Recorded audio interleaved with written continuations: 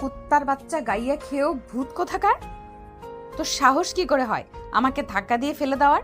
ফেলে দিলি তো দিলি, তারপর আবার তোর ওই নোংরা ঠোঁট দিয়ে আমাকে কিস করলি। ছেলেটি কোনো কথা বলে না। ছেলেটি হা করে সেদিকে তাকিয়ে আছে। নয়ন ভরার দৃষ্টি নয়, মেয়েটিকে নিজের মতো করে ঝাড়ি দিতেই থাকে। ছেলেটি যেন মেয়েটির কথাগুলো কানেই পৌঁছাচ্ছে না। হ্যাঁ, মেয়েটি দেখতে অসম্ভব সুন্দর। ডানাকাটা পরি, ভীষণ মায়াবী এবং সৌন্দর্যে ভরা যেন তার সৌন্দর্য। উজ্জ্বল ফর্সা গায়ের রং, চুলগুলো সিল্কি, টানা টানা চোখ, চিকন পাতলা কালো কুচকুচে তার চোখের ভ্রুগুলো, ঠোঁট দুটো যেন আপেলের মতো, গালগুলো পাকা টমেটোর মতো। ইচ্ছে করছে সারা রাত জড়িয়ে ধরে আদর করে। মেয়ে না হয়ে যদি ছেলে হতাম, সত্যি এখনই তাই করে ফেলতাম। নিজেকে সামলানো বড় মুশকিল। হ্যাঁ, মেয়েটি এতটাই সৌন্দর্যে ভরা, তার সৌন্দর্য। মেয়েটি আর কেউ নয়, ভার্সিটির ডেঞ্জারাস এবং র্যাগিংয়ের লিডার। তার নাম স্মৃতি। স্মৃতি যেমন তার নাম, তেমনই তার রূপ, গুণে, সৌন্দর্যে বাহার। মেয়েটি আবার তার সামনে তুড়ি বাজিয়ে বলে ওঠে। ছেলেটি ঘড়ির তেজ থেকে ফিরে এসে চারিদিকে হালকা তাকিয়ে পরিস্থিতি বুঝে ওঠে। আসলে আপু সরি, আমি দেখতে পাইনি কেউ আমাকে ল্যাং মারে আর আমি আপনার উপরে পড়ে যাই। চুপ বেটা খচ্চর। সুন্দরী মেয়ে আর টাকাওয়ালা বড়লোক বাপের একমাত্র মেয়ে দেখলেই গায়ে হোমিও খেতে ইচ্ছে করে, তাই না? আজকে তোকে বোঝাবো এই স্মৃতি কি জিনিস। স্মৃতির শাস্তিগুলো তুই সারা জীবন স্মৃতি হিসেবে রেখে দিবি। সত্যি বলছি আপু, আসলে আমি দেখিনি আপনাকে, আর আপনার সাথে ঘটে যাওয়া ঘটনার জন্য দুঃখিত। চুপ বেটা গাইয়া, যা করার তা তো করে নিয়েছিস। কিস করে মজা নিয়ে এখন বলছিস তুই দেখতে পাসনি? অসভ্য, তুই দেখতে পাবি কি করে? দুই চোখের সাথে তো ফ্রি আরো দুই চোখ পেয়েছিস, টোটাল 4 চোখ, তারপরও দেখতে পাসনি? আসলে আপু আমি ভার্সিটিতে নতুন আজকে জয়েন করেছি। তোকে তো এতদিন ধরে খুঁজছিলাম, আজকে তোকে পেয়েছি, চল। এই বলে ছেলেটি শার্টের কলার ধরে টানতে টানতে নিয়ে যায় আম গাছের নিচে। সেখানে সবাই আড্ডা দিচ্ছে। স্মৃতিকে এইভাবে একটা ছেলে টানতে নিয়ে আসতে দেখে তাদের বন্ধু ও বান্ধবীরা বলে ওঠে। কি রে স্মৃতি, এটাকে তুই কোথায় পেলি? আর এইভাবে টানতে টানতে কোথায় নিয়ে আসছিস? এই বলদটাকে গেটের সামনে পেয়েছি, ওর সাহস হয় কি করে আমাকে কিস করার? তাই তাহলে আজকে তো সেই মজা হবে। চল আর দেরি না করে শুরু করে দেই। একদম ঠিক বলেছিস। তাই আর দেরি না করে একে আজকেই সে রাগিয়ে দিব। ছেলেটি তাদের অনেক বোঝানোর চেষ্টা করে, কিন্তু কোনোভাবেই বোঝাতে পারে না। এরপর মেয়েগুলো মুচকি হাসতে থাকে। তারপর বলে ওঠে। আচ্ছা শোন, আজকে কি কি শাস্তি দেওয়া যায় বলতো? শোন, ওকে আজকে অন্য র্যাগিং করব। ওর শরীর থেকে সমস্ত কাপড় খুলে নিয়ে খালি গায়ে পুরো ভার্সিটি ঘোরাবি। আর হ্যাঁ, তার সাথে সে যেহেতু তোকে লিপ কিস করেছে, সেই জন্য তুই তাকে লিপস্টিকের চিহ্ন এঁকে দিবি তার সারা শরীরে। হ্যাঁ, এইটা অবশ্য তুই ভালোই বলেছিস। চল তাহলে শুরু হয়ে যাক।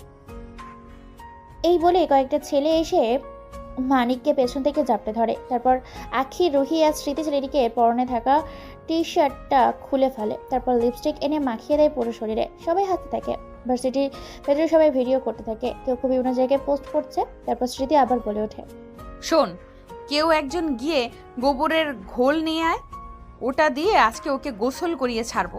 এই স্মৃতির সাথে বেয়াদবি করার পরিণাম তাকে আজকে বুঝিয়ে দেব। স্মৃতির কথা মতো কেউ একজন গিয়ে গোবরের গোলা নিয়ে এসে আর তারপর ঢেলে দেয় মানিকের মাথায়। মানিক কোনো কিছু বলতে পারে না, চুপচাপ সবকিছু সহ্য করে নেয়। এদিকে সব মিলিয়ে তারা হাসতে থাকে। তারপর ওরা মারতে শুরু করে। মারতে মারতে প্রায় অনেক জায়গায় ফাটিয়ে ফেলেছে। তারপর তারা যাওয়ার সময় বলে ওঠে। আমি স্মৃতি, ভালো করে চিনে রাখ, কখনো আমার সাথে লাগতে আসবি না, না হলে বুঝিয়ে দেব স্মৃতির শাস্তিগুলো ভোলা যায় না, স্মৃতি হিসেবে থেকে যায়। তারপর সবাই চলে যায়। এদিকে শরীরে এরকম অবস্থা নিয়ে উঠে দাঁড়ায় মানিক।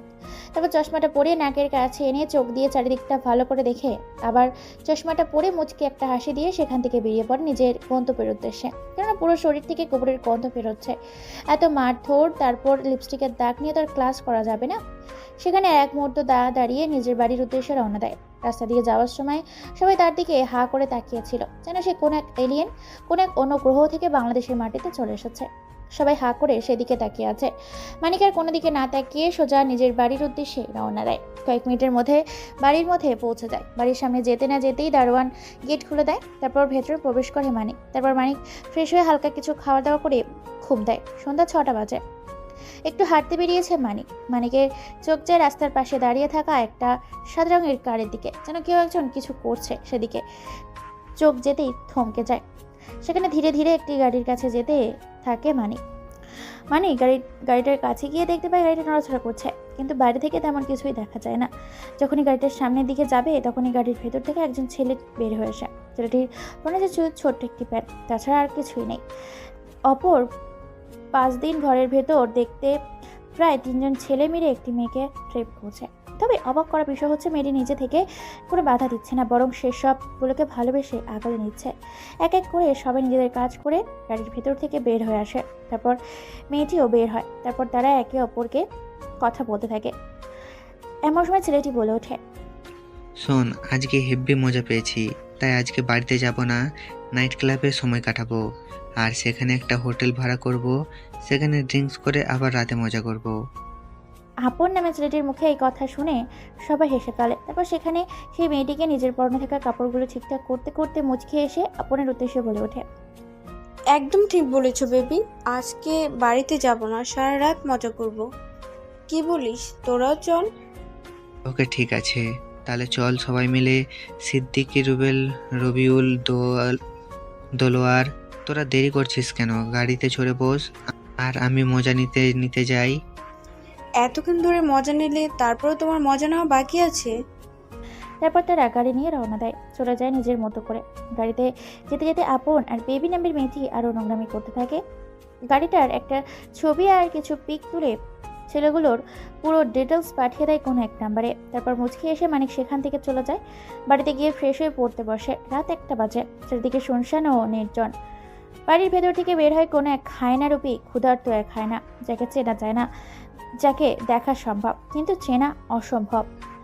আগন্তুকটি বাড়ির মেইন গেট খুলে রাস্তায় বের হয়ে সাথে সাথে একটা লাল রঙের কোটি কোটি টাকা দামের লাক্সারি গাড়ি এসে থামে। তারপর একজন বডিগার্ড গাড়ির দরজা খুলে দেয়। আগন্তুকটি গাড়ির ভেতর বসে পড়ে। গাড়িটা মুহূর্তের মধ্যে চোখের পলকে নিমেষেই মিলিয়ে যায় এই রাতের জ্যোৎস্না আলোতে। গাড়িটি চলছে নিজের গন্তব্যের উদ্দেশ্যে। চলে আসে কয়েক মুহূর্তের মধ্যে তার নিজের গন্তব্যের উদ্দেশ্যে। গাড়িটা পার্কিং করে একটা হোটেলের সামনে।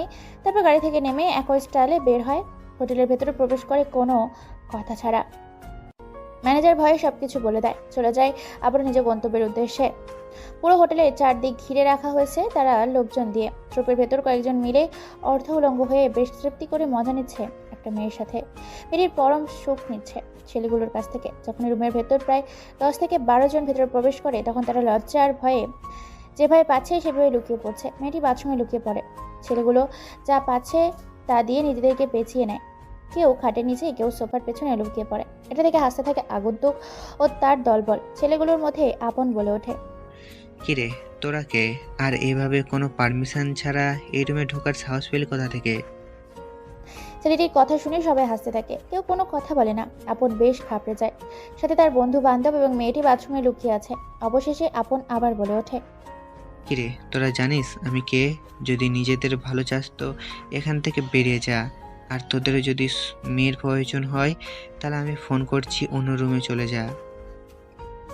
এ কথা বলার সাথে সাথে ছেলেটির শরীরে থেকে মুহূর্তের মধ্যেই চোখের পলকে কেউ কোনো কিছু বুঝে ওঠার আগেই ডান হাতের ঘাড় পর্যন্ত শরীর থেকে আলাদা করে ফ্লোরে পড়ে যায়। হাতটা সেখানে লাফালাফি করতে শুরু করে। হঠাৎ এমন হওয়াতে উপস্থিত থাকা সকলে চমকে ওঠে। ঝড়ের বেগেই কয়েকটা হাত পিছিয়ে যায়। চিৎকার করে ওঠে ছেলেটি। আগন্তুকটি মুচকি একটা হাসি দেয়। আগন্তুকের ডান হাত ফয়সাল বলে ওঠে, কুত্তার বাচ্চা, তোর সাহস হয় কি করে ভাইয়ের সামনে থাকা অবস্থায় তুই আমাদের সবার সামনে ভাইকে অপমান করছিস? ছেলেটি এবার ব্যথায় কাতরাতে থাকে। চোখ দিয়ে পানি বের হয়ে গেছে। অঝরে রক্ত পৌঁছে কাটা অংশ থেকে। ভয়ে কেউ কোনো কথা বলতে পারে না। সবার গলা শুকিয়ে গেছে। প্রত্যেকের পরনে আছে কালো পোশাক, কালো ক্যাটস, কালো মাস্ক, এমনকি মাথায় কালো কাপড়, চোখে সানগ্লাস, পুরো কালো, ব্ল্যাক মাফিয়া কালার। আপন ছেলেটির ব্যথায় কাতরাতে কাতরাতে বলে ওঠে, কে তোরা? আর কে তোর ভাই? তোদের পরিচয় কি? আর তোরা আমাকে মারছিস কেন? আমি কি করেছি? শোন, তুই জেনা করেছিস, ভাইয়ের সাথে বেয়াদবি করছিস, ইসলামের অপকার করেছিস, এর জন্য তোকে মরতে হবে। দেখ, তোরা কিন্তু ভুল করছিস। আমি তোদের কাউকেই ছাড়বো না। আমার বাবা কিন্তু তোদের কাউকে ছাড়বে না। এই কথা শুনে হাসতে থাকে অজানা সেই আগন্তুক। আগন্তুকটি তার মুখের ওপর থেকে কালো মাস্ক সরিয়ে দিয়ে হো হো করে মুচকে একটা হাসি দিয়ে বলে ওঠে আপনের উদ্দেশ্যে, হা হা হা। রাতের রাজা এই মানিককে মারবে এমন কোনো বাপের বেটা নেই এই শহরে। এই ভাইরাল গাঙ্গের সাথে যারাই মাঠে খেলতে নেমেছে তাদেরকে হয় শ্মশানে আর না হলে গোরস্থানে যেতে হয়েছে। আপন নামে ছেলেটি সহ উপস্থিত থাকা তারা সকল বন্ধুবান্ধব ভাইরাল গ্যাংয়ের নামটা শুনে চমকে ওঠে। কোনো কথা বলতে পারে না। রুমের ভেতর থেকে এক এক করে সবাইকে বের করা হয়। এমনকি এই মেয়েটির শরীরে তেমন কোনো পোশাক নেই, অর্ধলঙ্গ করে রাখা হয়েছে সবাইকে। মেয়েটির এমন অবস্থা দেখে সবাই হাসতে থাকে। তারপর মানিক মিয়া বলে ওঠে, শোনো, আগে আমি মজা নিয়ে নেই, তারপর তোরা নিবি। ওর মৃত্যুটা খুব ভয়ঙ্কর হওয়া চাই। এই বলে মানিক এতগুলো ছেলের সামনে মেয়েটির হাতের উপর ফেলে দিয়ে ঝাঁপিয়ে পড়ে তার উপর। তারপর খুপলে খুপলে কামড়ে কামড়ে খেতে থাকে বেবি নামের মেয়েটিকে। মেয়েটি শুধু চিৎকার করছে, প্রত্যেকটা জায়গায় মানিকের কামড় দিচ্ছে। এক একটা কামড়ের জায়গা থেকে ব্লিডিং হতে শুরু করেছে। মানিক তার খায়েশ মিটিয়ে সেখান থেকে উঠে পড়ে। তারপর সিগারেট চালিয়ে সোফার উপর বসে পড়ে। ছেলেগুলো ভয়ে সেদিকে তাকাতে পারে না। এরপর মানিকের দলবল ঝাঁপিয়ে পড়ে খাটের উপর। তারা সবাই মিলে বেবির শরীরের উপর অত্যাচার করতে থাকে। এতজনের অত্যাচার সহ্য করতে না পেরে মৃত লাশের মতো নিস্তেজ দেহটা পড়ে আছে বিছানার উপর। সাদা রঙের চাঙ্গদটা রক্তে ছেয়ে গেছে। সবার এরকম করুণ পরিণতি দেখে মানিক মুচকি হাসে। খানিক মুচকি এসে আবার সিগারেট জ্বালিয়ে বলে ওঠে, শোন, ওদেরকে অনেক ভয়াবহ মৃত্যু দিব। রড কাটার জন্য যে মেশিন ব্যবহার করা হয় সেটা নিয়ে আয়। গাছ কাটার জন্য যে করাটের প্রয়োজন হয় সেই করাটগুলো নিয়ে আয়। ওদেরকে পিস পিস করে টুকরো টুকরো করে কাটবো। মানিকের কথা মতো নিয়ে আসে তার দলের ছেলেগুলো। বেবি ভয়ে চিৎকার করে বলে ওঠে, প্লিজ তোমরা আমাকে ছেড়ে দাও, আমি আর সহ্য করতে পারছি না এর যন্ত্রণা। হয় আমাকে একেবারে মেরে ফেলো, আর না হলে আমাকে ছেড়ে দাও। তোরা এই মেন্টাল মানিকের সামনে অশ্লীল কাজ করেছিস, তোদের মৃত্যুটা খুব যন্ত্রণাদায়ক হবে। হা হা হা। তোরা দাঁড়িয়ে না থেকে সব কিছু তৈরি কর, ততক্ষণ আমি আরেকটু যন্ত্রণা দিয়ে দেই মৃত্যুর। এই বলে মানিক আরেকটা সিগারেট জ্বালায়। তারপর সিগারেটের কিছু অংশ বেবি নামের মেয়েটির দুই পায়ের ফাঁকা লজ্জাস্থানে চেপে ধরে। মেয়েটি ব্যথায় কাতরাতে থাকে, ছটপট করতে থাকে বিছানার উপর। মুহূর্তের মধ্যে ঝলসে যায় তার অপ্রীতিকর স্থান। তারপর একটা বড় রামদা বের করে তারপর সেটাকে আগুনে জ্বালাতে থাকে, সাথে তেল ঢেলে দেয় সেখানে। গরম টকবকে ফুটন্ত গরম তেল মেয়েটির আপত্তিকর জায়গাগুলোতে লাগিয়ে দেয়। মেয়েটি ছটফট করতে থাকে, পুরো বিছানায় গড়াগড়ি করতে থাকে। এরপর মেয়েটির দুই পায়ে রশি বেঁধে ছাদের সাথে উল্টো করে ঝুলিয়ে দেয়। তারপর গাছ কাটার দিয়ে মেয়েটির দুই পায়ের ফাঁকা স্থান দিয়ে কাটার দিয়ে কেটে রাখে। কেটে ফেলে শরীরের দুই অংশ দুই দিকে ঝুলতে থাকে। সারা শরীরের অঙ্গ প্রত্যঙ্গ বের হয়ে আছে। বিছানার ওপর এতগুলো দেখে চিৎকার করতে থাকে পাগলের মতো, দৌড়াদৌড়ি করতে থাকে। ভয়ে ছেলেগুলো বাথরুমে লুকিয়ে পড়ে। বাথরুমের দরজা ভেঙে ছেলেগুলোকে বের করে রশির সাথে বেঁধে ফেলে। তারপর রড কাটা মেশিন দিয়ে অন করে। ছেলেগুলো রজস্থানগুলো কেটে ফেলে প্রায় কয়েক টুকরো করে ফেলে। ছেলেগুলো ভয়ে চিৎকার করতে থাকে। সকলের সেই জায়গাগুলো থেকে প্রচুর পরিমাণে তাজা রক্ত বেরোতে থাকে। যাতে ব্যথাটা আরও তীব্র আকার হয় সেজন্য মানিক বলে ওঠে, শোন, তাদের সেই কাটা স্থানগুলোতে লবণ ঢেলে দেয় যাতে যন্ত্রণা আরও বেশি হয়। আবার চোখগুলোতে পেঁয়াজের রস ঢেলে দে। সাথে আমার সামনে পেট্রোল আর একটা গ্যাস লাইট রেখে যা, খুব দরকার। যেই অস্ত্রগুলোর সাহায্যে শালাগুলো জেরা করতো সেগুলোই জ্বালিয়ে দিব। মালিকের কথা মতো ছেলেগুলো সেই জায়গাগুলোতে লবণ ঢেলে দেয়, চোখের পেঁয়াজের রস। কিছুক্ষণ পর তাদের সেই পুরুষ সত্যের ক্ষতস্থানে পেট্রোল ঢেলে দিয়ে আগুন জ্বালিয়ে দেয়। দাও দাও করে জ্বলতে থাকে সেই স্থানটা। তারপর মানিক আর একটা সিগারেট জ্বালিয়ে টানতে থাকে মনের সুখে। ছেলেগুলো ফ্লোরের ওপর ছটফট করতে থাকে, লাফালাফি করতে থাকে, কিন্তু তারা চিৎকার করতে পারছে না, কারণ তাদের জিহ্বা কেটে ফেলেছে। মানিক আবার বলে ওঠে, শোন, এই কুত্তার বাচ্চাগুলোকে উল্টো করে ঝুলিয়ে দিয়ে জীবন্ত অবস্থায় তাদের শরীর থেকে চামড়াগুলো আলাদা করে ফেল। আমি এখানেই আছি। আর হ্যাঁ, এই দৃশ্যগুলো ভিডিও করে সোশ্যাল মিডিয়ায় ছেড়ে দেয়। এরপর ছেলেগুলো পায়ে রশি বেঁধে উল্টো করে ঝুলিয়ে দিয়েছে ছাদের সাথে বেঁধে ফেলে। এরপর ছেলেগুলো শরীর থেকেও শরীরের চামড়াগুলো আলাদা করতে থাকে। জীবনত অবস্থায় চিৎকার করতে থাকে ছেলেগুলো। রক্ত গড় গড় করে পড়তে থাকে। পুরো রক্ত রুম সহ বাইরে বের হয়ে গেছে। গভীর রাত, আর কেউ বুঝতে পারে না। তারপর ছেলেগুলো এক এক করে ফ্লোরের ওপর রেখে দেওয়া হয় চামড়াগুলো। এরপর ছেলেগুলো শরীর থেকে শরীরের চামড়াগুলো আলাদা করতে থাকে। জীবন্ত অবস্থায় চিৎকার করতে থাকে ছেলেগুলো। রক্ত গড় গড় করে পড়তে থাকে। পুরো রক্ত রুম সহ বাইরে বের হয়ে গেছে। গভীর রাত, আর কেউ বুঝতে পারে না। তারপর ছেলেগুলো এক এক করে ফ্লোরের ওপর একপাশে রেখে দেওয়া হয় চামড়াবিহীন শরীরগুলোকে, এক লাইনে সাজিয়ে রাখা হয়। তারপর বেবি নামে মেয়েটিকে বিভিন্ন লজ্জাস্থান কেটে ছেলেগুলোর হাতে মুখে রেখে দেওয়া হয়। তারপর মানিক একটা মুচকি হাসি দিয়ে সেখান থেকে বেরিয়ে পড়ে। পরদিন সকালে চারিদিকে এই খবর মুহূর্তের মধ্যেই ছড়িয়ে পড়ে। পুরো হোটেল জুড়ে রক্তে রক্তাক্ত হয়ে গেছে, সাদা রঙের ফ্লোরগুলো রঙিন হয়ে উঠেছে লাল রক্তে। সাংবাদিকগুলো একের পর এক খবর দেখাচ্ছে এবং খবর পৌঁছে যাচ্ছে, শোনাচ্ছে, এবং খবর দেখে মানুষজন আরও আতঙ্কে পড়েছে, ভয় পেতে থাকে ভাইরাল গ্যাংয়ের গ্যাংস্টারকে। তদন্ত করতে যায় পুলিশ সহ বিভিন্ন সেনাবাহিনী। তারা লাশের এমন করুণ পরিণতি দেখে নিজেরাই ভয়ে হাত দেওয়ার সাহস পায় না। সেনাবাহিনীর মেয়েগুলো এবং পুলিশ কনস্টেবলের মেয়েগুলো এই দৃশ্য দেখে ভয় ও লজ্জায় সেখানেই জ্ঞান হারিয়ে ফেলে। অনেক কষ্ট করে সব কিছু এক জায়গায় করে পাঠিয়ে দেওয়া হয় ফরেন্সিক ল্যাবরেটরিতে। বিভিন্ন খবরের কাগজে আজকের শিরোনাম ও হেডলাইট এই আজকের একটাই খবর, যেটা মুহূর্তের মধ্যেই বাংলাদেশ সহ আশেপাশে বিভিন্ন দেশগুলোতে ছড়িয়ে পড়ে। আতঙ্কে পুড়ে যায় এই ভাইরাল গ্যাংকে নিয়ে। তদন্ত শেষ, এই খবর এখনও সাংবাদিক নানাভাবে প্রচার করতে থাকে। তারপর পুরো হোটেল বন্ধ করার নির্দেশ দিয়ে সেখান থেকে চলে যায়। সকাল 9টা বাজে। একই দিনের মতো আজকেও বেরিয়েছে মানিক ভার্সিটির উদ্দেশ্যে। হ্যাঁ, এই মানিক কে? তাহলে পরিচয়টা করিয়ে আনি চলুন। মানিক সেই যে কিনা রাতের আধারে বের হয়ে হায়না বেশি মানুষকে খুবলে খুবলে খেতে থাকে। মানিক হলো বাংলাদেশ সহ প্রায় 48টি বেশি দেশে আন্ডারগ্রাউন্ডের রাজা, যারা তার আন্ডারে কাজ করে। বিভিন্ন কর্মকর্তা, এমনকি যার নাম শুনলে আবছা গুন্ডাগুলো ভয়ে তাদের স্থান ত্যাগ করতে বাধ্য হয়ে যায়। মানিক দেখতে 6 ফুট 4 ইঞ্চি, বেশ স্বাস্থ্যবান, বিশাল আকারে দেহ, সবাই শ্যামলা বর্ণের হয়ে থাকে। কিন্তু এই মানিক একদম ভিন্ন, ভিনদেশীদের মতো উজ্জ্বল ফর্সা, দুধ হালতা গায়ের রং, তার সাদা ধবধবে তার শরীরের চামড়া, বেশ দেখতে স্মার্ট এবং স্টাইলিশ একটি ছেলে। তবে তার আসল পরিচয় গায়ের রং চেনা খুবই মুশকিল, কেননা দিনের বেলা সে একজন খ্যাত আর আনস্মার্ট হয়ে বের হয় দুর্নীতি দমন করতে। মানিক বিভিন্ন স্বেচ্ছাসেবী সংস্থার সাথে জড়িয়ে রয়েছে। পৃথিবী তার আপন বলতে সবাই আছে, তবে গল্পের সাথে থাকলে অবশ্যই জানতে পারবে। তাই হেঁটে কলেজের ভেতর প্রবেশ করে মানিক দেখে সবাই মুচকি হাসে। সেদিনে সেই দৃশ্য আজকেও সবার সামনে ভেসে ওঠে। মানিক আবার আগের দিনের মতো আজকেও নাকের কাছে চশমাটা এনে এদিক ওদিক তাকিয়ে মুচকি একটা হাসি দিয়ে ভেতরে প্রবেশ করে। বাইরে থেকে স্মৃতি ও তার দলবল সবটাই দেখেছে। মানিককে এইভাবে ভেতরে প্রবেশ করতে দেখে শালিনী বলে ওঠে, কিরে স্মৃতি, রুহি আর আখি, আজকে তো দেখছি খ্যাত চলে এসেছে। সেদিনের কথা মনে হয় তার মনে নেই। চুপ শালি, তোর জন্য সেই আনস্মার্ট খ্যাটটার সাথে ধাক্কা খেয়ে বিনা বিয়েতে বাসর হয়ে যাচ্ছিল।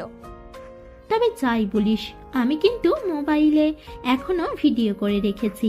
তোদের দুইজনের সেই কিস করার দৃশ্যটা কিন্তু আমার হেপি লেগেছে।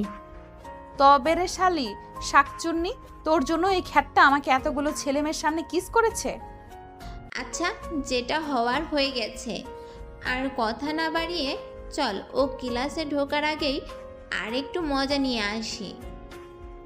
আচ্ছা চল, সবার আগে স্মৃতি তুই গিয়ে ঝামেলা শুরু করবি, তারপর আমরা যাব, তারপর আজকে আবার একটু কেলিয়ে আসবো।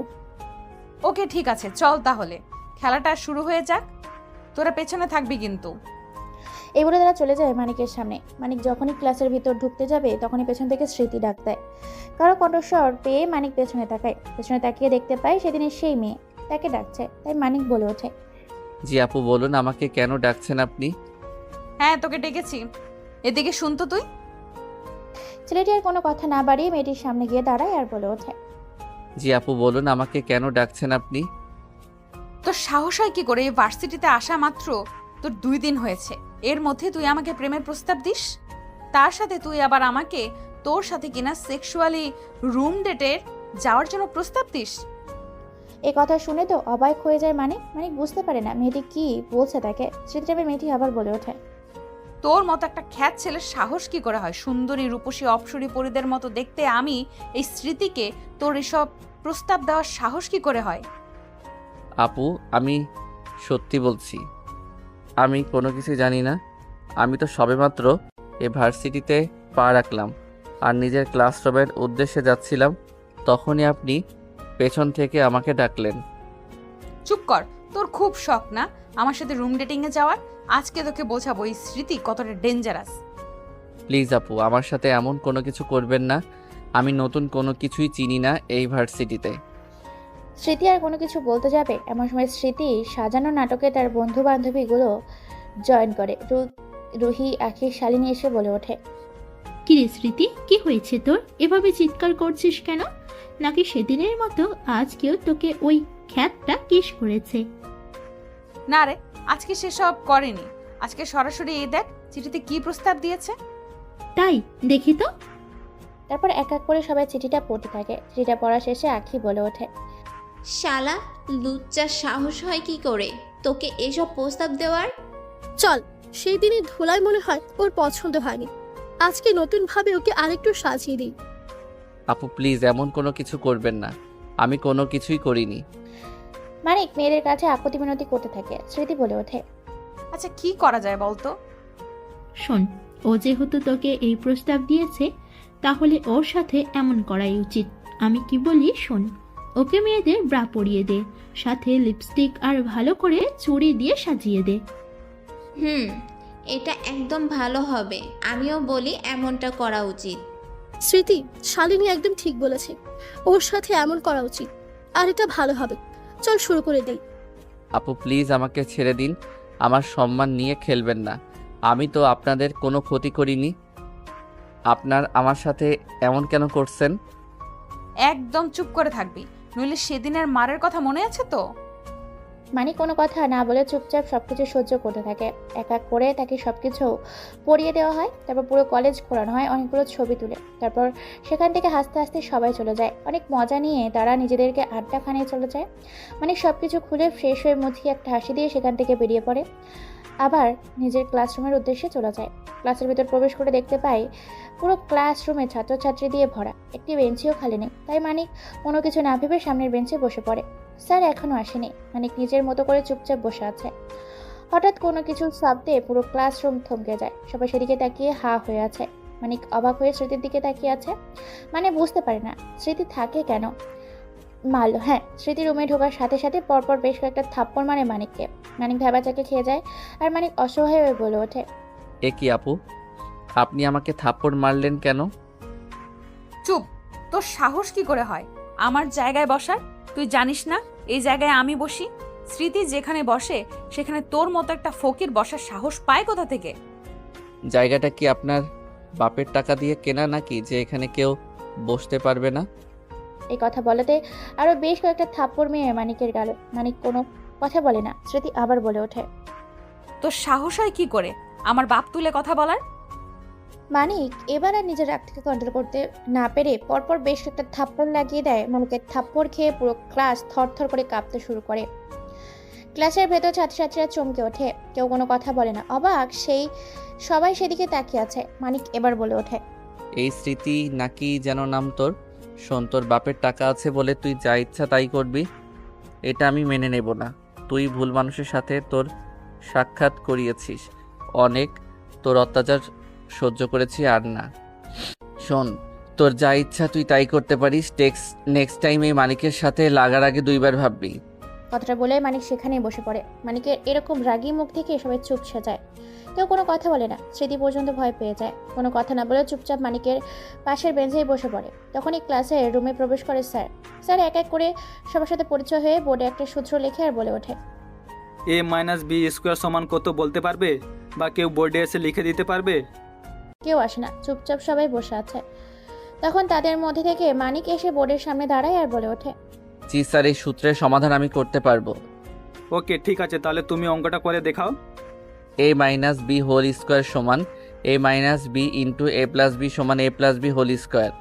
সূত্রের সমাধান করে মানিক সবাই হা করে তাকিয়ে আছে সেদিকে। স্যার অবাক হয়ে সেদিকে তাকিয়ে আছে, কারণ গতকাল ধরে এই একটা গণিত সবাইকে শেখাচ্ছে কেউ, কিন্তু কেউ পারছে না। স্যার বলে ওঠে।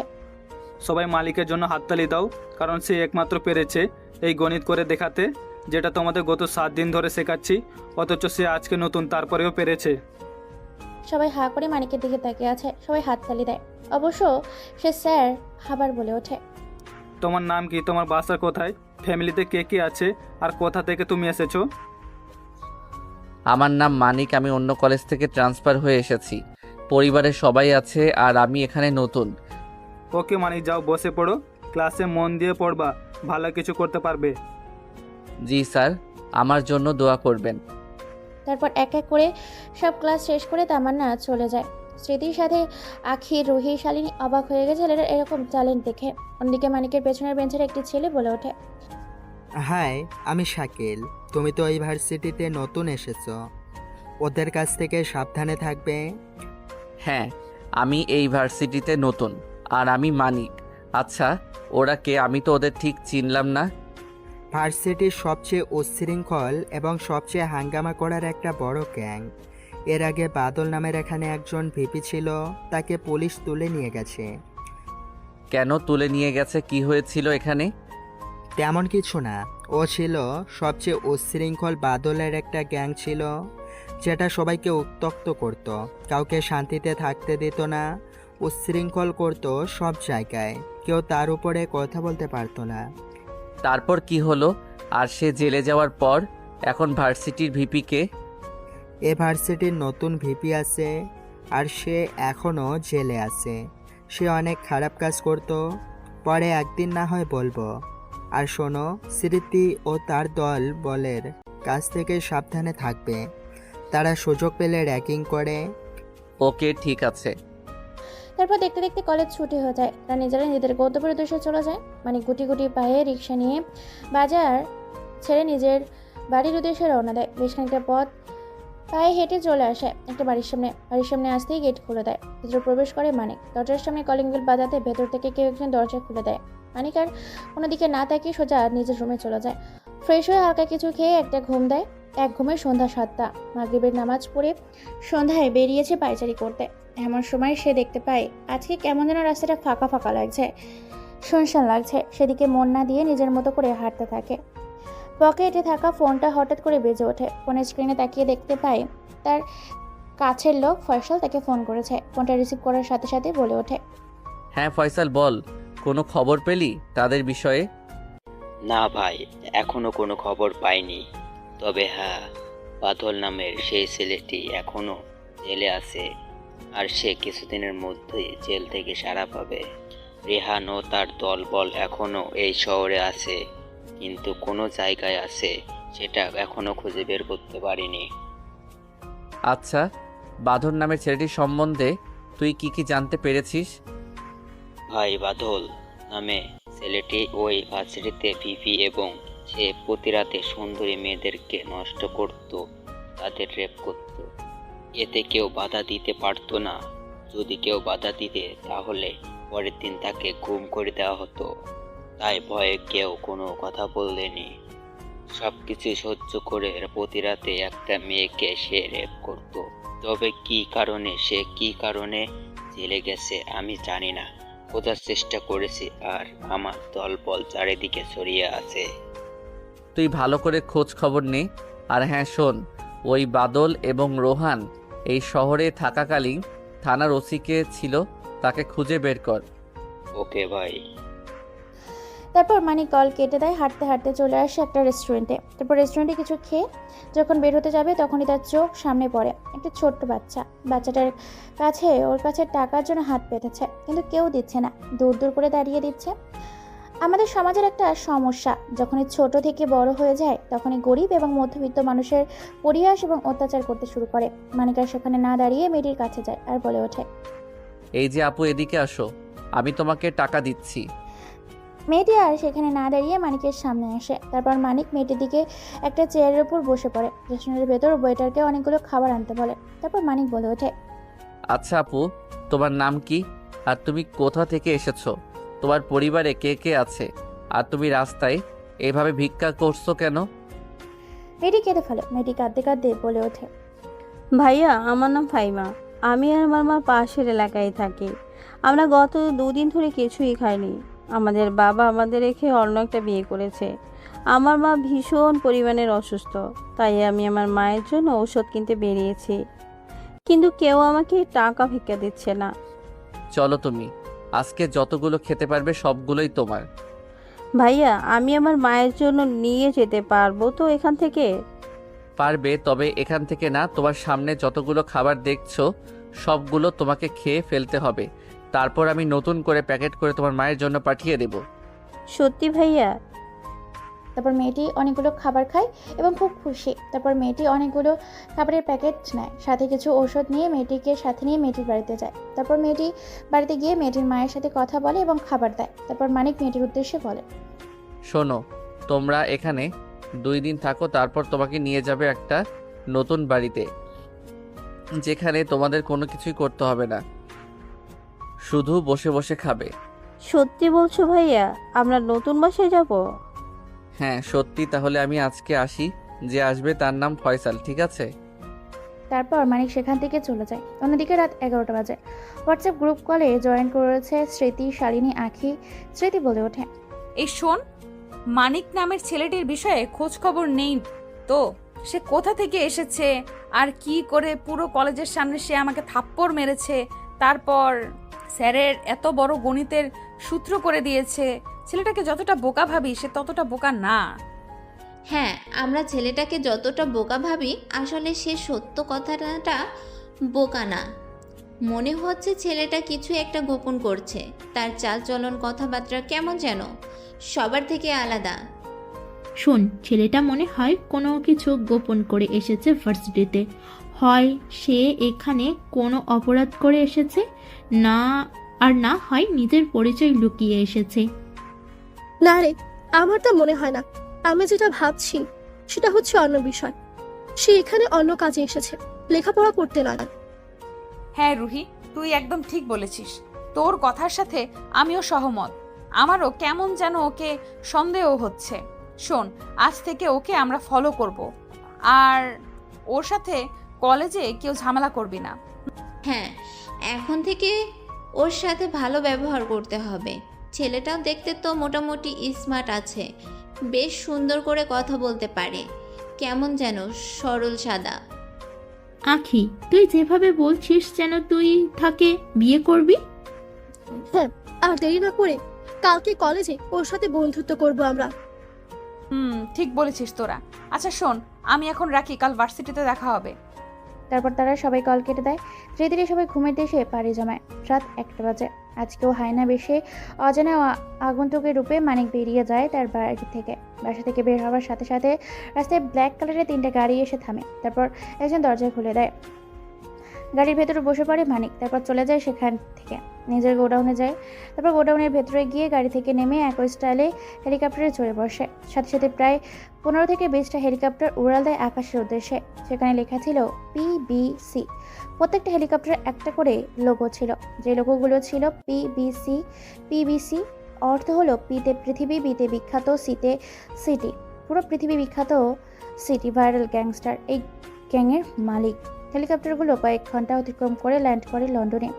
লন্ডনের একটি হোটেলের উপর হেলিকপ্টারগুলোতে থামায়। তারপর হেলিকপ্টারগুলোর ভেতর থেকে সবাই একে একে বের হয়ে আসে। মানিক বলে ওঠে, পৃথিবীতে যতগুলো অপরাধী আছে সবাইকে গোরস্থান অথবা শ্মশান ঘাটে আমি দেখতে চাই, তাই কেউ যেন বেঁচে না থাকে।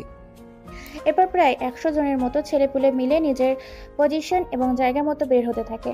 কারো হাতে, কারো কোমরে, কারো পায়ে বিভিন্ন রকম অস্ত্র আছে, যেগুলোতে আছে AK-47, স্নাইপার, MK2 শট গান। কোমরে আছে বিভিন্ন ধারালো অস্ত্র এবং বিভিন্ন জায়গায় রাখা আছে আত্মঘাতী বোমা।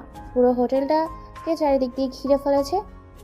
কি আপনারা বুঝতে পারছেন না তো? চলুন তাহলে সবটা খুলে বলি আপনাদেরকে। এই মানিক থাকতো দুবাইয়ের কিং সে, কিন্তু বাংলাদেশে তার জন্মস্থান। সে বাংলাদেশের ছেলে। বাংলাদেশের থেকে বিভিন্ন অপরাধ করে বিভিন্ন দেশে নারী পাচার, শিশু পাচার, এমনকি বিভিন্ন অস্ত্র ও দেশীয় সম্পদ পাচার করছে সন্ত্রাসীরা। সেগুলোকে দমন করতে সে দুবাই থেকে বাংলাদেশ গিয়েছিল 3টা বড় বড় দলকে শেষ করতে। তার মধ্যে বাদল জেলে, রোহান নিখোঁজ এবং একটা দল বাংলাদেশের মাটিতে পা রাখার আগেই মেয়েদের পাচার করে নিয়ে আসে লন্ডনের শহরে। তাই প্রত্যেকটা মেয়েকে বাঁচাতে লন্ডনে ব্যাক করে মানিক। এক এক করে সবগুলো হোটেলের রুম চেক করতে থাকে মানিকের দল। বিভিন্ন জায়গায় CCTV ক্যামেরা লাগানো আছে, তাই খুব সহজে আত্মঘাতী সন্ত্রাসীরা দেখে ফেলবে মানিক সহ তার দলবলকে। এটা দেখে হাসতে থাকে সন্ত্রাসীগুলো। সন্ত্রাসীদের লিডার সারক মির্জা বলে ওঠে, মরার পাখনা গজিয়েছে, তাই এত তাড়াতাড়ি মরতে চলে এলি এই লন্ডনের মাটিতে? আমি জানতাম তুই বাংলাদেশের মাটিতে আমাকে খুঁজে না পেলে লন্ডনের মাটিতে আসবি, তো আগে থেকে চারিদিকে CCTV ক্যামেরা লাগিয়ে রেখেছি। একথা শুনে মানিক সহ তার পুরো দল থমকে যায়, তার দিকে দেখতে থাকে। মানিক পরিকল্পনার মতো ইশারা দেয় তার দলের ছেলেগুলোকে। সবাই মিলে সিসিটিভি ক্যামেরাগুলো নষ্ট করে ফেলেছে। হঠাৎ করে গোডাউনের ভেতরে গোলাগুলি শুরু হয়ে যায়। চারিদিকে শুধু গুলির শব্দ। এখনো লুকিয়ে আছে মেন্টাল মানিক। চারিদিকে শুধু লাশ আর রক্ত। গোলাগুলির এক পর্যায়ে অনেকগুলো মারা যায়। জাফর মির্জা লোকের সাথে মারা গেছে মানিকের দলের লোকে ছেলেপুলেগুলো। মানিক এবার মুচকি এসে বলে ওঠে, দেখ, তুই কিন্তু ভুল করছিস। আমার সাথে পাঙ্গা নিয়ে তুই বাঁচতে পারবি না। তুই তাই লুকিয়ে না থেকে বেরিয়ে আয়। তুই ঢুকেছিস নিজের ইচ্ছাই আর বাইরেবি আমার ইচ্ছাই। নিজের মৃত্যুকে দেখার জন্য তৈরি হয়ে নে। এরপর কিছুক্ষণের মধ্যে হঠাৎ করে মেয়েদের চিৎকার চেঁচামেচি ও আর্তনাদ শুনতে পায়। সেদিকে মানিক সহ তার পুরো দলবল দৌড়ে যায়। সেখানে গিয়ে তো তারা চমকে যায়, কেননা প্রত্যেকটা মেয়েকে উলঙ্গ করে আগুনের নিচে খাঁচার মধ্যে বন্দি করে রাখা হয়েছে। উপর থেকে একটা লোহা দাওয়ারের চিরুনি নামাতে থাকে। মানে কি করবে বুঝতে পারে না। এই সুযোগে জাফর মির্জা বলে ওঠে, তোর বলে অনেক ক্ষমতা, এখন বাঁচিয়ে দেখা। না পারবি আমাকে ধরতে, আর না পারবি অসহায় মেয়েগুলোকে বাঁচাতে। হা হা হা, মেয়েগুলোকে তো আমি ঠিক বাঁচাবো, কিন্তু আমি ভাবছি তোর কি হবে, কারণ তোকে তো আমার হাতে ধরা পড়তেই হবে। এই বলে পাশের একটা আলমারিতে লাথি মারে। সাথে সাথে আলমারি ভেঙে একটা দরজা বের হয়ে আসে। তারপর দরজা ভেঙে ভেতরে প্রবেশ করে আর হাসতে থাকে মানিক। চমকে যায় জাফর মির্জা। কেউ কোনো কিছু বুঝে ওঠার আগেই জাফর গুলি চালায়, কিন্তু গুলি করলেও নিশানা ভুল ছিল, তাই সবাই বেঁচে যায়। জাফর কোনো কিছু করে ওঠার আগেই তাকে ধরে বেঁধে ফেলেছে আর তার হাতগুলোকে রিভার খাঁচায় বন্দি করে উলঙ্গ মেয়েগুলোকে বাঁচায় মানিক। তারপর তার দলের মেয়েগুলোর সাহায্যে প্রত্যেকটা মেয়েকে পোশাক সহ সুরক্ষিতভাবে বের করে হেলিকপ্টারে ওঠায়। রওনা দেয় সবাই মিলে। সাথে জাফরকে চেয়ারের সাথে উল্টো করে বেঁধে হেলিকপ্টারের নিচে ঝুলিয়ে দেয়। জাফর মির্জা তার জিহ্বাটা বের করে উল্টো হয়ে ঝুলতে ঝুলতে বাংলাদেশে চলে আসে। তারা আস্তে আস্তে ভোর 5টা বেজে যায়। সবকিছু ঠিকঠাক করে মেয়েদেরকে থানার সামনে রেখে চলে যায় মানিক সহ তার দলবল। খবরটা মুহূর্তের মধ্যে চারিদিকে ছড়িয়ে পড়ে। সাংবাদিকগুলো একের পর এক খবর প্রচার করতে থাকে। আর ভাইরাল গ্যাংয়ের একটা পাগলাম ও গ্যাংস্টারের পাগলামি দেখল। ভয়ে আন্ডারওয়ার্ল্ডের সন্ত্রাসীরা গুরু এখন থেকে চলে যাচ্ছে। অন্যদিকে রোহানের লোক রিমন ও রাপু আটকে আছে, কেননা রোহন হচ্ছে আন্ডারগ্রাউন্ডের দ্বিতীয় সন্ত্রাসী। বাংলাদেশের সবাই জানে রোহানের ডান হাত হচ্ছে রিমনের ডান হাত হচ্ছে রাপু, তাই তারা ভীষণ আতঙ্কের উপর আছে। রিমন বলে ওঠে, রাব্বু শোন, আমরা আজকে এই শহর থেকে চলে যাব, আর থাকা যাবে না এই শহরে। রাত 12টার পরে আমাদের ফ্লাইট করে মালয়েশিয়ার উদ্দেশ্যে রওনা দিতে হবে। বস আন্ডারগ্রাউন্ডে চলে গেছে, ফোন রিসিভ করছে না। ভাই, আমি তো আগেই বলেছিলাম যে এই ভাইরাল গ্যাংটা শুধু গ্যাংস্টার নয়, বরং শীর্ষ সন্ত্রাসী এবং কুখ্যাত মাফিয়া মানিক ভাইয়ের গ্যাং, যাকে আজ পর্যন্ত কেউ দেখেনি, যাকে দেখার জন্য অনেকগুলো গোয়েন্দা বের করা হয়েছে, কিন্তু কেউ আজ পর্যন্ত খুঁজে বের করতে পারেনি। আমি সবটা জানি তো, তাই তো বলতেছি, আর দেরি না করে আজকেই টিকিট কেটে নে। আমাদের ফ্লাইটগুলোতে আমরা আজকেই চলে যাব। ওকে, ঠিক আছে ভাই, আমি সবাইকে সতর্ক করে দিচ্ছি, সবাই যেন নিজেরা নিজেদের মতো করে আন্ডারগ্রাউন্ডে চলে যায়। এরপর তারা কথোপকথনের মধ্যে দিয়ে সময় পার করে দেখতে দেখতে সকাল 8টা বেজে যায়। আজকে ভার্সিটিতে যাবে না, মানে শরীর ভীষণ ক্লান্ত, অনেক ধকল গেছে রাতে মিশনে গিয়ে, তাই সে আজকে শুধু সারাদিন ঘুমাবে। তারপর সন্ধ্যার পর জাফর মির্জা সহ আরও কিছু আত্মঘাতীর ঘায়ল করবে। ঘুমাতে থাকে মানিক। ওদিকে ভার্সিটির সময় হয়ে গেছে। একে একে করে সবাই ভার্সিটিতে ভেতর প্রবেশ করে। স্মৃতিও তার দলবল মানিকের সাথে বন্ধুত্ব করবে বলে সবাই সেখানে অপেক্ষা করতে থাকে, কিন্তু গেট দিয়ে একের পর এক সবাই ভেতর প্রবেশ করলেও মানিক এখন আসে না। এটা দেখে স্মৃতি বলে ওঠে, শোন, আমার মনে হয় না যে ওই ছেলেটা আজকে আসবে। চল ক্লাসে চলে যাই, কালকে আসলে না হয় ওর সাথে বন্ধুত্ব করব। হ্যাঁ, ঠিক বলেছিস, আজকে তাহলে আমরা চলে যাই। আমার মনে হয় না যে সে আসবে। আচ্ছা শোন, তোরা যা, আমি একটু শালিকের সাথে দেখা করে আসি। কেন আমাকে যেতে বলেছে শুনে আসি। হ্যাঁ যা, ভালো করে দেখা করে আসিস, আর পারলে আলতো করে কয়েকটা লিপ কিস করে চলে আসিস। এটা শুনে সবাই হো হো করে হাসতে থাকে। এবার সবাই ক্লাসে চলে যায়। এভাবে তারা এক এক করে সব ক্লাস শেষ করে। দেখতে দেখতে সন্ধ্যা হয়ে যায়। এদিকে মানিক খাওয়া দাওয়া করে ফ্রেশ হয়ে রেডি হয়ে বেরিয়ে পড়ে গোডাউনের উদ্দেশ্যে। গোডাউনের ভেতর পৌঁছাতে ভেতরে থেকে দরজা খুলে দেয়। ভেতরে প্রবেশ করে একটা ছেলে, চেয়ার এনে দেয়। জাফর মির্জাদের সামনে চেয়ার নিয়ে বসে পড়ে। মুচকি এসে বলে ওঠে মানিক, কি রে কুত্তার বাচ্চা, তোকে বারবার আমি সতর্ক করেছিলাম, কিন্তু তুই আমার কথা শুনলি না। দেখ, তোর যত কোটি টাকা লাগে আমাকে ছেড়ে দে, আমার সাথে পাঙ্গা নিস না। আমি তোর কাছে ধরা পড়ে গেছি তো কি হয়েছে? এখানে কিন্তু বাইরের এলাকায় আমার অসংখ্য ছেলেপেলে ঘুরে বেড়াচ্ছে। এটা শুনে পাশের একটা কাচের গ্লাস হাতে নিয়ে মুখের ভেতর ঢুকিয়ে দেয়। তারপর পা দিয়ে লাঠি মারার সাথে সাথে কাচের গ্লাস ভেঙে মুখের ভেতর কাচের টুকরোগুলো চারিদিক দিয়ে বের হয়ে আসে, গল গল করে রক্ত বের হতে থাকে। এটা দেখে মুচকি হেসে মানিক বলে ওঠে, তুই আমার বাংলাদেশের মেয়েগুলোকে বিভিন্নভাবে পাচার করে বিদেশিদের সাথে 18+ ভিডিও করে কোটি কোটি টাকা খাওয়াবি। এটা কি করে ভাবলি তুই? এই মানিক থাকতে সেটা কোনোদিন সম্ভব নয়। তোকে তো এখানে জীবন্ত জ্বালিয়ে দেব। দেখ, তোকে এখনো সুযোগ দিচ্ছি, সময় থাকতে আমাকে ছেড়ে দে। কেননা আমরা শুধু একজন না, আমাদের সাথে আরও অনেক কাজ করি। আমি বললে তোরা কেউ বাঁচবি না, তোদের কাউকে ওরা ছাড়বে না। নাইজেরিয়ার সেই শেফা মেয়েটাকে নিয়ে আসো। মানিকের কথা মতো শেফাকে নিয়ে আসা হয়। শেফাকে দেখে চমকে যায় জাফর মির্জা, কেননা শেফা মেয়েটা একটা খাটটা জায়গা একাই নিয়ে নেবে, এতটাই মোটা আর তাজা। মেয়েটার এক হাতে হারিয়ে যাবে জাফর মির্জা, যার ওজন প্রায় 789 কেজি। মানিক বলে ওঠে, সাফা শোনাও, ততক্ষণ অবধি এর সাথে সেক্সুয়াল সম্পর্ক করবে যতক্ষণ না সে নিজেই নিজের গলায় ছুরি চালাচ্ছে। এরপর শেফা মেয়েটিকে ঝাঁপিয়ে পড়ে জাফর মির্জার ওপর। জাফর মির্জা মেয়েটার পেটের মধ্যে হারিয়ে যায়, খুঁজে পাওয়া যায় না তার অস্তিত্ব।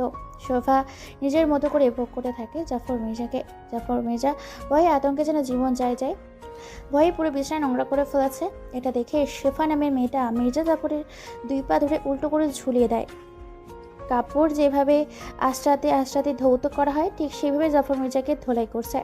শরীর ফেটে মাথা মগজগুলো বেরিয়ে আসছে, জীবনটাই সেখানে শেষ হয়ে যায়। এরপর পেট্রোল ঢেলে দিয়ে আগুন জ্বালিয়ে দেয়। দেখতে দেখতে রাত হয়ে আসে। সকালে নতুন পরিবেশে, নতুন সময়ে, নতুন রঙে রঙিন হয়ে ওঠে স্মার্ট হয়ে আজকে গুটি গুটি পায়ে কলেজের উদ্দেশ্যে রওনা দেয় মানিক চারদিকটা ভালো করে দেখে কেউ নেই। তারপর মানিক কলেজের ভেতর প্রবেশ করে, একটা আম গাছের নিচে যায়, সেখানে বসে থাকে।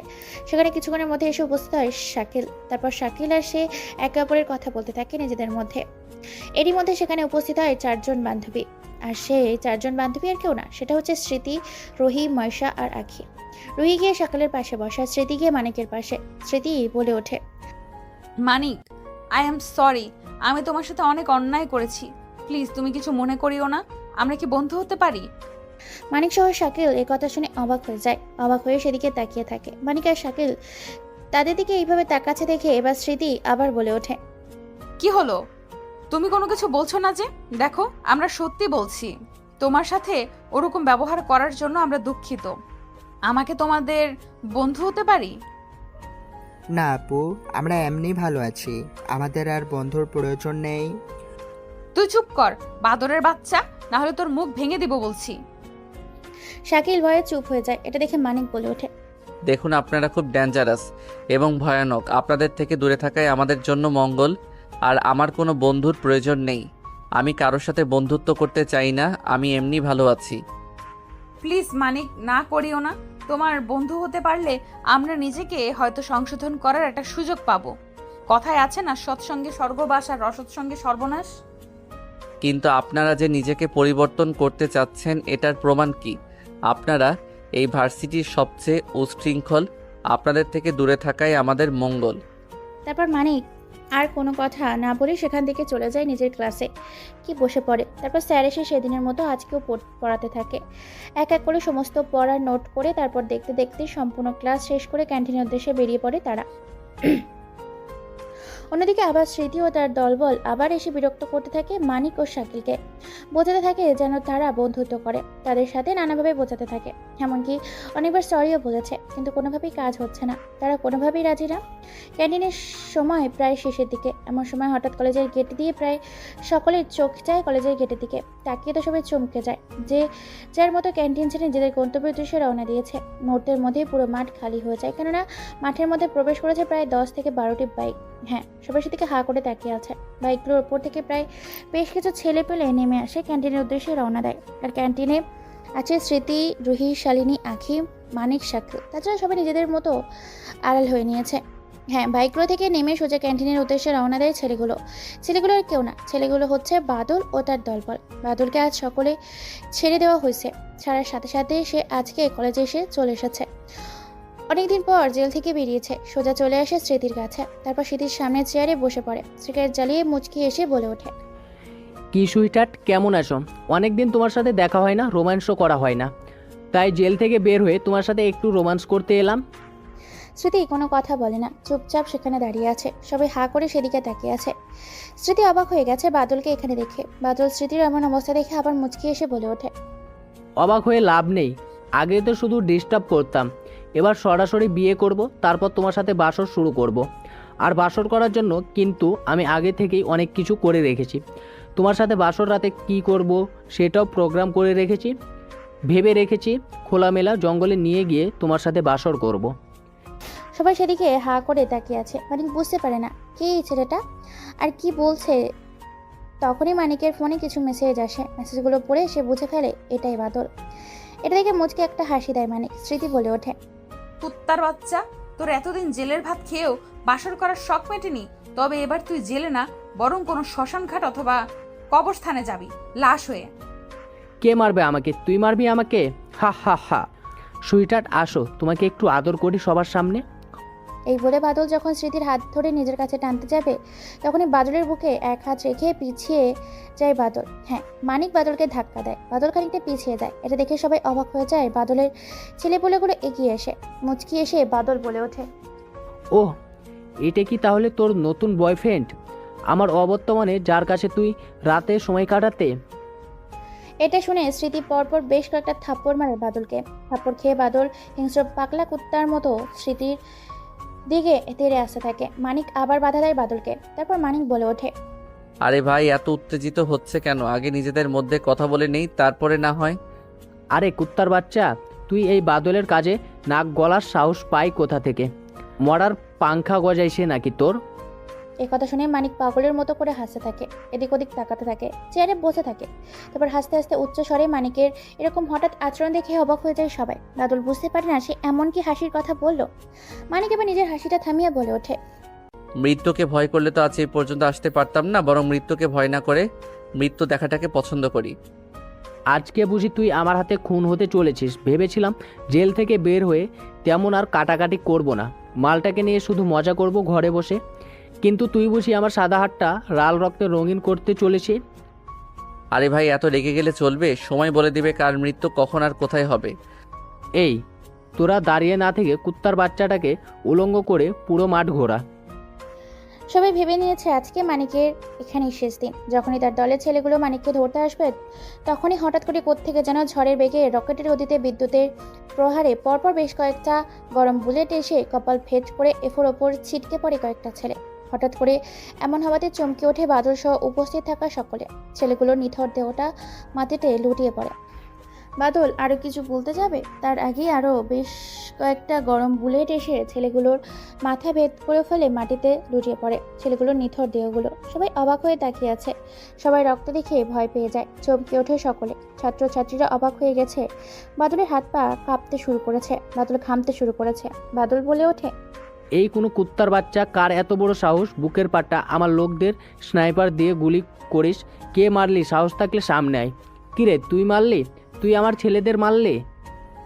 এই বলে বাদল যখনই মানিকের শার্টের কলার ধরে ঝাঁকাতে যাবে, তখনই বাদলের সামনে বেশ পরপর কয়েকটা গুলি করা হয়। বাদল চমকে গিয়ে পিছিয়ে যায়। বাদল সেখানে আর এক মুহূর্তে দেরি না করে নিজের জীবন নিয়ে নিজের গন্তব্যের উদ্দেশ্যে ফিরে যায়। সবাই হা করে মানিকের দিকে তাকিয়ে আছে। মানিক সেখানে আর এক মুহূর্ত দাঁড়িয়ে না থেকে শাকিলকে নিয়ে ক্লাসের উদ্দেশ্যে রওনা দেয়। মানিকের এরকম অবস্থা দেখে আর হাফ থেকে স্মৃতি সহ সবাই অবাক। স্মৃতি বলে ওঠে, এবার তো আমি শিওর, শুধু শিওর না 100% শিওর, এ সাধারণ ছেলে নয়, বরং অন্য কেউ। আমাকে খুঁজে বের করতে হবে এর আসল পরিচয়। চল সবাই ক্লাসে যাই, কাল থেকে ওকে আমি ফলো করব। এরপর সবাই ক্লাসে চলে যায়। এদিকে শাকিল বলে ওঠে, কিরে, হঠাৎ করে ভার্সিটিতে আমার চোখের সামনে এসব কি ঘটে গেল? জীবনে খুন হতে দেখিনি, কিন্তু আজকে সরাসরি মার্ডার হতে দেখলাম। আমিও তো ঠিক বুঝতে পারলাম না ছেলেগুলোকে হঠাৎ করে কেই বা মারলো। হয়তো ওদের কোনো চেনা শত্রু সুযোগে ছিল, সুযোগ পেয়ে মেরে দিয়েছে। তাই হয়তো হবে, আসলে ভয় পেয়ে গেছিলাম। আচ্ছা, এখন ক্লাসে মন দে। তারপর তারা সবাই ক্লাসে মন দেয়। স্মৃতি ও তার দলবল এখনো সন্দেহের দৃষ্টিতে তাকিয়ে আছে মানিকের দিকে। কিন্তু মানিক তাদের দিকে না তাকিয়ে এক এক করে সমস্ত ক্লাস শেষ করে সবার আগে ভার্সিটি থেকে বের হয়ে যায়, যাতে একে কেউ দেখে সন্দেহ না করে। বাড়িতে চলে আসে ফ্রেশ হয়ে, হালকা কিছু খেয়ে একটু ঘুম দেয়। বিকালে দুবাই থেকে তার বাবা মা কল দেয়, তাদের সাথে কথা বলে ফোন কেটে দেয় মানিক। দেখতে দেখতে সন্ধ্যা হয়ে যায়। সন্ধ্যায় বেরিয়ে যায় মানিক। তারপর মানিক চোখের নিমেষে হারিয়ে যায় তার নিজের কোনো এক অজানা গন্তব্যের উদ্দেশ্যে। নির্জন রাস্তার মাঝপথ দিয়ে সোজা প্রবেশ করে তার গোডাউনে। এরপর একটা চেয়ারের ওপর পায়ের ওপর পা তুলে মানিক মুচকি এসে সিগারেট জ্বালায়। তারপর চোখের ইশারা দিতেই শাস্তি দেওয়ার জন্য বিভিন্ন অস্ত্র সহ বিভিন্ন সরঞ্জাম মানিকের সামনে রাখা হয়। সেগুলো দেখে চমকে ওঠে বাদল, রোহন ও তার দলবল। অনেক আগেই সেখানে মেরে ফেলেছিল যখন বাদলের সাথে তারা কলেজে গিয়েছিল। মানিক মুচকি এসে বলে ওঠে, কি রে শালা কুত্তার বাচ্চা, তোর সাহস হয় কি করে আমার বিরুদ্ধে কথা বলা? তোকে সাবধান করার পরও তুই কিনা ভার্সিটিতে বিভিন্ন খারাপ কাজ করেছিস, বিভিন্ন মেয়েকে রেপ করেছিস, তাদের সাথে শারীরিক সম্পর্ক করেছি, তাদের শারীরিক নির্যাতন করেছে তোর জন্য। ভয়ঙ্কর কিছু শাস্তি রেখেছি, হা হা হা। এই বলেই মানিক চোখের ইশারা দেয়। ফয়সাল আর কিছু ছেলে মিলে বাদলকে উলঙ্গ করে ফেলে। তারপর অনেকগুলো সিগারেট জ্বালায়। মানিক সিগারেটের বাকি অংশ বাদলের পুরো সঙ্গে চেপে ধরে চিৎকার করতে থাকে বাদল। বাদলের এই চিৎকার রেকর্ড করে ফেলে, তারপর লাইভের মাধ্যমে সারা সোশ্যাল মিডিয়ায় ছড়িয়ে দেয়, মুহূর্তের মধ্যে ভাইরাল হয়ে যায়। এরপর মানিক বলে ওঠে, এতদিন অনেক মেয়েদের শারীরিক অত্যাচার করে মেয়েদের খুবলে খুবলে খেয়েছিস, আজকে তুই নিজেই নিজের পুরুষত্ব চিবিয়ে খাবি। এই কথা শুনে চমকে যায় বাদল। চোখের পলকে ব্লেড দিয়ে একটানে কেটে ফেলে দেয় লজ্জাস্থান। তারপর বাদলের মুখের ভেতর ঢুকিয়ে দেয় লজ্জাস্থান। তারপর বাইরে থেকে টেপ মেরে দেয় বাদল। না পারছে গিলতে, না পারছে বের করতে। আর কোনো উপায় না পেয়ে বাদল নিজেই নিজের লজ্জাস্থান চিবিয়ে খেতে থাকে। লজ্জাস্থান থেকে গড়গড় করে রক্ত বেরোতে থাকে। মানিক আবার বলে ওঠে, শোন, মোটা দেখে একটা গরম লোহা ভালো করে গরম করে লাল টকটকে করে ফেল, তারপর আমাকে দেন ওইটা ওর পাছার ভেতরে লুকিয়ে মাথার মঙ্গজ দিক দিয়ে বের করব। আর কিছু সাইকেলের শিক গরম কর, যেগুলো চোখে এবং কানের ভেতরে ঢুকাবো। মানিকের কথা মতো সবকিছু রেডি করা হয়। এরপর গরম লোহা পাছার ভেতর দিয়ে ঢুকিয়ে দেয়। পাগলের মতো বাদল লাফালাফি করতে থাকে, এদিক ওদিক ছটফট করতে থাকে। লোহাটা পা ছাড়িয়ে মাথার ওপর দিয়ে বেরিয়ে নিয়ে কানের ভিতর দিয়ে গরম শিক ঢুকিয়ে দেওয়া হয়। চোখগুলো গরম শিক দিয়ে বের করে নেওয়া হয়। এই ভিডিও করে বিভিন্ন সাংবাদিক আইডিতে পাঠিয়ে দেওয়া হয়। প্রত্যেক জায়গায় এই আতঙ্কের খবর ছড়িয়ে পড়ে। এই খবরটা দেখে ভয় পেয়ে যায় স্মৃতিসহ তার বান্ধবীরা। তারা হোয়াটসঅ্যাপ গ্রুপে চলে আসে। এখানে এসে স্মৃতি বলে ওঠে, তোরা খবরটা দেখেছিস? বাদলকে কেউ নৃশংসভাবে মেরে ফেলেছে। তার চিৎকার এখনো মোবাইলে রেকর্ড করা আছে। শুধু তার চিৎকার না, তার মৃত্যু আর তার আর্তনাদ এখনো চোখে ভাসছে। শুধু তার আর্তনাদ না, বরং তার খুন হওয়া পুরো ভিডিওটা এখন আমার চোখে ভাসছে। ওকে মেরেছে অনেক নৃশংসভাবে। এতদিন সে মেয়েদের নৃশংসভাবে খুব কষ্ট দিয়ে রেপ করত। আজকে তার পুরুষত্ব কেটে নিয়ে ভালোই করেছে। হ্যাঁ, সবকিছু ঠিক আছে, কিন্তু তাকে মারলোটাকে সেটাই বুঝতে পারছি না।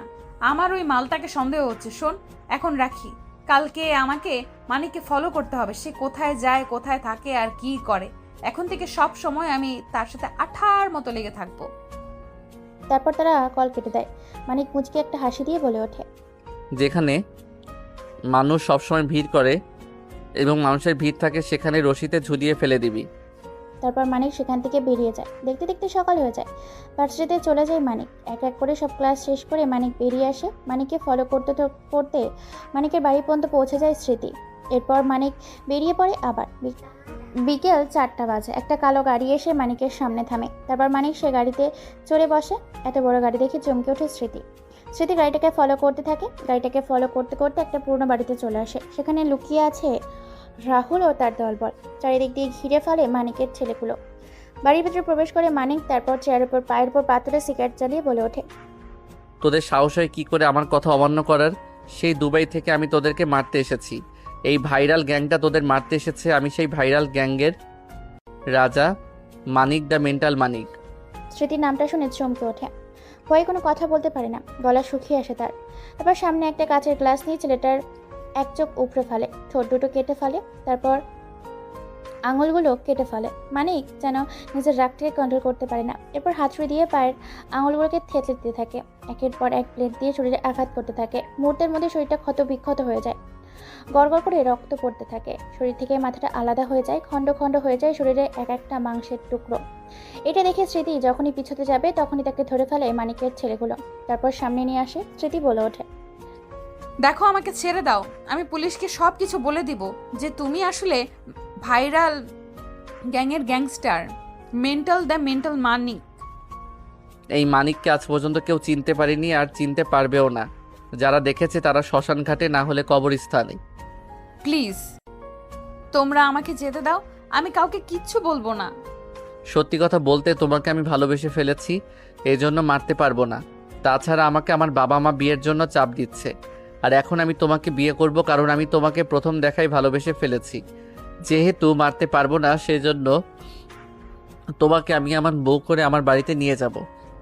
তোর মতো একটা খুনির বউ আমি কোনোদিন হব না, মরে গেলেও না। তুই একটা খুনি, সন্ত্রাসী আর আসামি, গ্যাংস্টার, কিলার। কিভাবে বিয়ে করতে হয় সেটা আমার ভালো করে জানা আছে। শোন, তোরা লাশটাকে ফেলে দিয়ে আয় আর কাজীকে নিয়ে আয়, তোদের ভাবিকে আমি বিয়ের জন্য রাজি করাচ্ছি। এ বলে মানিক স্মৃতিকে নিয়ে উপরে চলে যায়। তারপর দরজা বন্ধ করে দিয়ে খাটের ওপর ফেলে দেয় স্মৃতিকে। স্মৃতি ভয়ে পেছতে থাকে। মানিক কোনো কথা ছাড়াই এক এক করে নিজের পরনে থাকা সবকিছু খুলে ফেলে।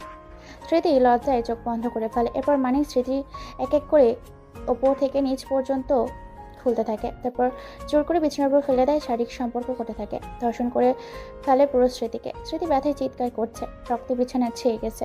এরপর মানিক স্মৃতির ওপর শুয়ে ঠোঁটে আলতা করে কিস করে বলে ওঠে, এখন আমাকে তুই বিয়ে করবি নাকি সারা জীবন ধর্ষণের এই কলঙ্কের কালি নিয়ে সমাজে বেঁচে থাকবি তোর কাছে? আমাকে বিয়ে করলে সারা জীবন তোকে রানী করে রাখবো, আর বিয়ে না করলে সারা জীবন এই সমাজে তিলে তিলে মরতে হবে। স্মৃতি আর কোনো উপায় পায় না। স্মৃতি বিয়েতে রাজি হয়ে যায়। তারপর তাদের বিয়ে দেওয়া হয়, কিন্তু স্মৃতি মানিককে মানতে পারছে না। পারিবারিকভাবে তাদের বিয়ে দেওয়া হয়। পরিবারের সবাই তাদের বিয়ে মেনে নিয়েছে, এমনকি বিয়েতে সবাই এসেছে। স্মৃতির বাবা মা মানিককে মেনে নিয়েছে। তারপর মানিক স্মৃতিকে তাদের বাড়িতে রেখে নিজের গন্তব্যের উদ্দেশ্যে চলে যায়। বিছানার ওপর মানিক শুয়ে আছে। এমন সময় তার ডান হাতে ফয়সাল ফোন দেয়। ভাই, কুত্তার বাচ্চা ওসিটা খুঁজে পেয়েছি, ওকে চেয়ারের সাথে বেঁধে রেখেছি। গোডাউনে আপনি কি আসবেন? যাব, তোরা সবকিছু রেডি কর, আমি আজকেই যাব। এরপর মানিক চলে আসে সে লাল রঙের লাক্সারি গাড়ি করে গোডাউনে এসে কোনো কথা ছাড়াই এলোপাত্রি মারতে থাকে ওসিকে। ওসি শুধু চিৎকার করতে থাকে, কেননা সে এতদিন টাকা খেয়ে ছেড়ে দিয়েছিল বাদল ও তার দলবল, তাই তাকে আজকে বেধড়কভাবে পেটাচ্ছে মানিক। মারতে মারতে ফাটিয়ে ফেলাচ্ছে শরীরের চামড়া, গড়গড় করে রক্ত বেরোচ্ছে। তারপর ক্ষতগুলোকে অ্যাসিড ঢেলে দেয়, সাথে চুন মুহূর্তের মধ্যেই পুড়ে চামড়াগুলো ছাই হয়ে যায়। লাল রক্তে আগুন ধরে যায়, দাউ দাউ করে জ্বলতে থাকে তার শরীর। উল্টো করে ঝুলিয়ে দিয়ে এলোপাত্রি ছুরি দিয়ে আঘাত করা কুড়োল দিয়ে কুপাতে থাকে মানিক যেন এখনো নিজের রাগটাকে কন্ট্রোল করতে পারে না। শরীরটাকে টুকরো টুকরো করে রাস্তায় কুকুর ও তার মাংসগুলোকে খাওয়াতে বলে। বেরিয়ে পড়ে শ্বশুরবাড়ির উদ্দেশ্যে। মানিক শ্বশুরবাড়িতে পৌঁছে গিয়ে কলিং বেল বাজাতে স্মৃতি দরজা খুলে দেয়। এবার মানিক বলে ওঠে তার শ্বশুর শাশুড়ির উদ্দেশ্যে, আব্বা আম্মা, আমার বাবা মা আসছে দুবাই থেকে। তারা চায় পারিবারিকভাবে এবং আনুষ্ঠানিকভাবে স্মৃতি এবং আমার বিয়ে দিতে। জামাই, এ তো ভালো কথা। আমরাও চাই আমাদের মেয়ের বিয়ে ধুমধাম করে হোক। আমাদের একমাত্র মেয়ে, আমাদের মেয়ে সুখে থাকলে আমরা খুশি। কিন্তু মা, এত টাকা খরচ করার দরকার কি? বিয়েতে যত খরচ হবে সবকিছু আমি করব। কালকে আমার বাবা মা আসছে, আমি চাই কালকে আমাদের বিয়ে হোক, আর আমি বিয়ের পরে স্মৃতিকে নিয়ে দুবাই চলে যাব। ঠিক আছে বাবা, সমস্যা নেই। তুমি বিয়ের পর ওকে যেখানে নিয়ে যাবে আমরা সেখানেই খুশি। এরপর খাওয়া দাওয়া করে মানিক স্মৃতিকে নিয়ে উপরে যায়। তারপর স্মৃতিকে জড়িয়ে ধরে ঘুমিয়ে পড়ে। স্মৃতি মানিককে ছাড়ানোর চেষ্টা করছে, কিন্তু মানিক তাকে পারছে না। স্মৃতি ভয়ে চুপ হয়ে যায়। মানিক স্মৃতির পেটের মধ্যে স্লাইড করতে থাকে, আষ্টে পিষ্টে জড়িয়ে ধরে। কখন যে ঘুমিয়ে গেছে সেদিকে খেয়াল নেই। পরদিন তাদের পারিবারিকভাবে বিয়ে দেওয়া হয়। তারপর বিয়ের পর্ব শেষ করে তারা দুবাইয়ের উদ্দেশ্যে রওনা দেয়। দুবাইতে পৌঁছে যায়। দুবাইয়ের বাড়িটা অনেক সুন্দর করে সাজানো হয়েছে। এত বড় বাড়ি দেখে স্মৃতি অবাক হয়ে গেছে। চারিদিকে অনেকগুলো সিসিটিভি ক্যামেরা, অনেকগুলো বডিগার্ড, সুইমিং পুল সহ বিভিন্ন বিশাল বড় একটা বাড়ি। মানিকের রুমের ভেতর এপাশ ওপাশ আছে সুইমিং পুল সহ 3টা রুম, সমান তার একটা রুম। রাত 3টা বাজে। মানিক বলে ওঠে, এই মানিকের যা ইচ্ছে তাই করে। মানিকের যখন যেটা লাগবে তখন সে সেটা ছিনিয়ে নিতে জানে। তোমাকে আমার ভালো লেগেছে, তাই তোমাকে আমি আমার বউ করে এদেশে নিয়ে এসেছি। কিন্তু আমার তোমাকে ভালো লাগে না, বুঝেছো? তুমি আমার কাছে আসার চেষ্টাও করবে না। তোমার মতো গুন্ডাকে আমি আমার স্বামী হিসেবে মানতে পারবো না। আজকে না হোক কালকে তো মানবে। আর আমি গুন্ডা কেন সবটা জানতে পারবে, যে কেন আমি আজকে গুন্ডা হয়েছি, এ পথে কেন এসেছি। কিন্তু আজকে আমাদের প্রথম বাসর রাত, বাসর না করে তোমাকে তো ছাড়ছি না। ছি, তোমার লজ্জা করছে না এসব কথা বলতে? আমার তো মনে হচ্ছে লজ্জায় নিজেই কচু গাছে ফাঁসি লাগাই। নিজের বউয়ের সাথে রোম্যান্স করবো, এতে লজ্জা কিসের? হাসো। এরপর মানিক স্মৃতিকে নিয়ে ছাদে যায়। তারপর খোলামেলা চাঁদ ও অসংখ্য তারা এবং সুন্দর একটা উজ্জ্বল ফটফটির জ্যোৎস্নার আলোতে রাতের গভীরে সবাইকে সাক্ষী রেখে তারা তাদের নতুন জীবনের পথ চলা শুরু করে। মানিক স্মৃতিকে কারের সাথে চেপে ধরে স্মৃতির বুকের ওপর থেকে শাড়ির আঁচল সরিয়ে দিয়ে একে একে সব খুলে ফেলে। তারপর স্মৃতিকে নিয়ে ভালোবাসার গভীর সাগরে যেতে থাকে। স্মৃতি বাধা দিতে চাইলেও মানিক তা উপেক্ষা করে নিজের চাহিদা, নিজের অধিকার আদায় করতে থাকে। স্মৃতির ভালোবাসার নতুন চাদরে রাঙিয়ে দিতে থাকে। ভালোবাসার অতল সাগরে দুজন মুক্ত হয়ে মধু খেতে থাকে। ধীরে ধীরে তাদের সম্পর্ক ভালো হতে থাকে। মানিক একে একে সব ঘটনা খুলে বলে, কেন সে এ পথে এসেছিল। তারপর তারা সংসার করতে থাকে। প্রতিদিন রাতে রোম্যান্স আর খুন খারাপি নিয়ে মানিকের বেশ দিনকাল ভালো যাচ্ছে। আজকের গল্পটা এখানেই রেখে দিলাম। গল্পটা ভালো লাগলে সাবস্ক্রাইব করে পাশে থাকবেন এবং অবশ্যই ভিডিওগুলো শেয়ার করবেন। ধন্যবাদ সবাইকে।